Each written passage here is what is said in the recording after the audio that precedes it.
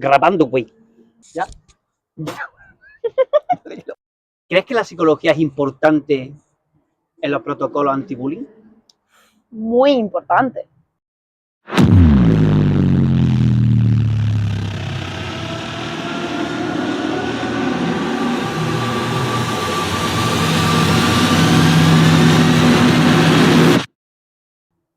Yo te diría que junto con la criminología debería haber un psicólogo y un criminólogo, o un psicólogo criminólogo, porque la psicología es esencial tanto para saber cómo actuar con esa persona que está siendo víctima. Nunca sabemos si la persona está siendo víctima de bullying también es víctima, por ejemplo, de violencia en casa o de otras muchas cosas. No sabemos muchas veces cómo abordar esto, los niños no lo cuentan, tienes que tú ver que están dando señales.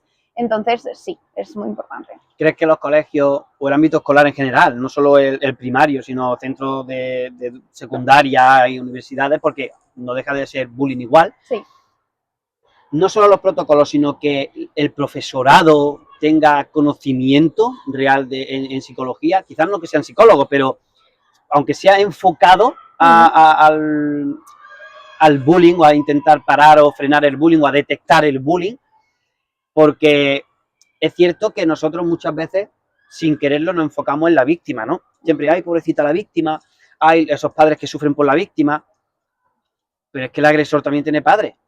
Y si no hay agresor, no habría víctima. Pero es que también existe el espectador. Entonces, ese triángulo, ¿vale? De la Bermuda, ese triángulo se crea porque existen los tres, realmente, ¿no? Sí. Porque, claro, el que graba, que es espectador, o que no dice, Ajá. y apoya, de cierta manera, eso, también le está dando alas al agresor. El agresor se encuentra respaldado o se crece, ¿no? Se saca las alas, ¿no? Y entonces existe la víctima. Ajá. Porque si, como te he dicho antes, no habría víctima si no existe ni agresor ni espectador. ¿Qué aconsejarías tú o qué crees que falla o qué crees que habría que evolucionar o tener en cuenta en el ámbito escolar para...? Yo creo que conocimiento en psicología estaría muy bien, pero no tanto conocimiento general, sino que personas especializadas en bullying, psicólogos especializados en esto, y en niños o adolescentes o la edad que sea el sitio al que estamos yendo, den ciertas nociones a los profesores de cómo se detecta el bullying en víctima, en agresor, cómo atajarlo, cómo hablar con los agresores, cómo hablar con las víctimas, cuáles son las sanciones pertinentes para cada cosa, que se hable con ellos y se les dé nociones, porque al final estamos soltando a personas que han estudiado magisterio, que tienen una asignatura de psicología, pero realmente no tienen por qué saber. Sí, que no la tocan realmente como... Claro, no tienen por qué saber cómo atajar esto y estamos soltando a adultos que tienen una carrera completamente diferente y les estamos pidiendo que manejen a niños teniendo conductas delictivas, porque son conductas delictivas. Entonces, sí, no deja de ser un crimen. Y hay una víctima y hay un agresor, entonces estamos intentando que personas que están ahí para enseñar a nuestros hijos también como que hagan de policías, por así decir, pero que también hagan de psicólogos con la víctima.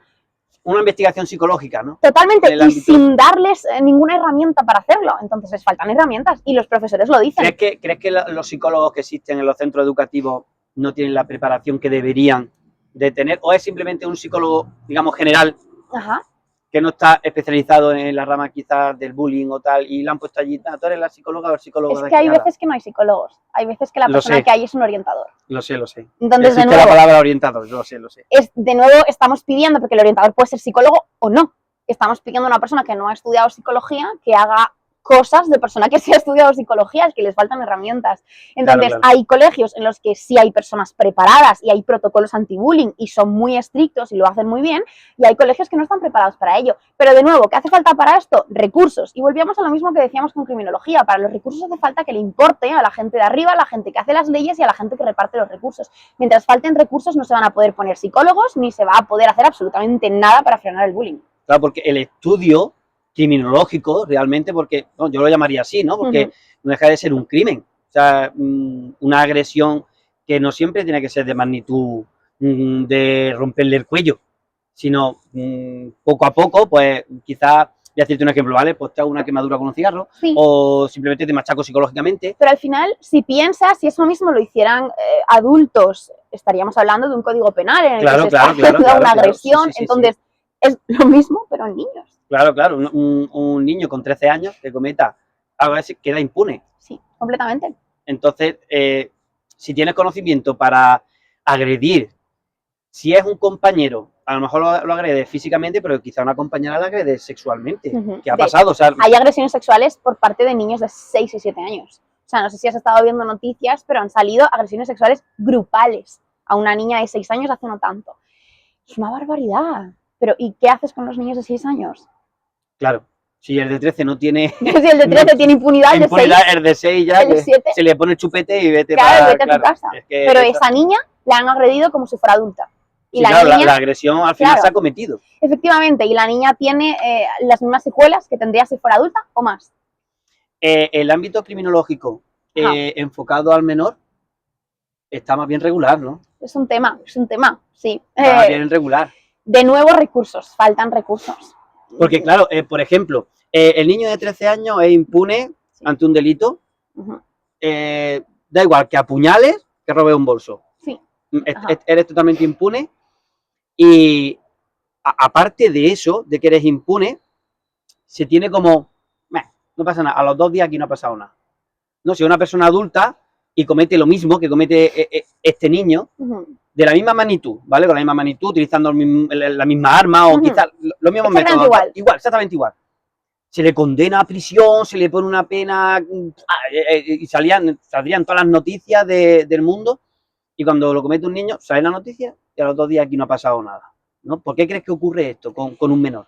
A ver, es que el tema de los menores, como digo, es un tema aparte, tiene mucha amiga, porque al final su cerebro no ha terminado de desarrollarse, realmente el castigo, como no le metas toda la vida en la cárcel, si le pones 20 años a un niño de 13, sale con 33. Ha estado toda su vida dentro de la cárcel, por tanto todo lo que conoce es la cárcel, los contactos que tiene son de la cárcel, y al final se forma lo que se llama prisionización. Ese niño ya le has perdido para siempre. Por eso lo que se intenta es que no haya todo eso, sino que haya una reinserción, y se intenta que se enfoque la pena que le cae al niño a partir de 14, antes no, en una reeducación y en que ese niño pueda volver a salir a la calle y ser una persona completamente diferente. ¿Cuál es el problema? Que para esto tiene que funcionar. O sea, es muy bonito sobre el papel, y de hecho es la forma en que hay que hacerlo, porque la otra forma sería, le metemos toda la vida en la cárcel y ya que no salga, porque va a salir y va a ser peor.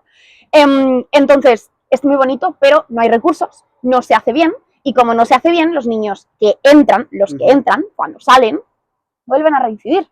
Entonces, estamos en un problema en el que las penas son bajas para intentar que no reincidan, pero como no se hace bien toda la reeducación, reinciden.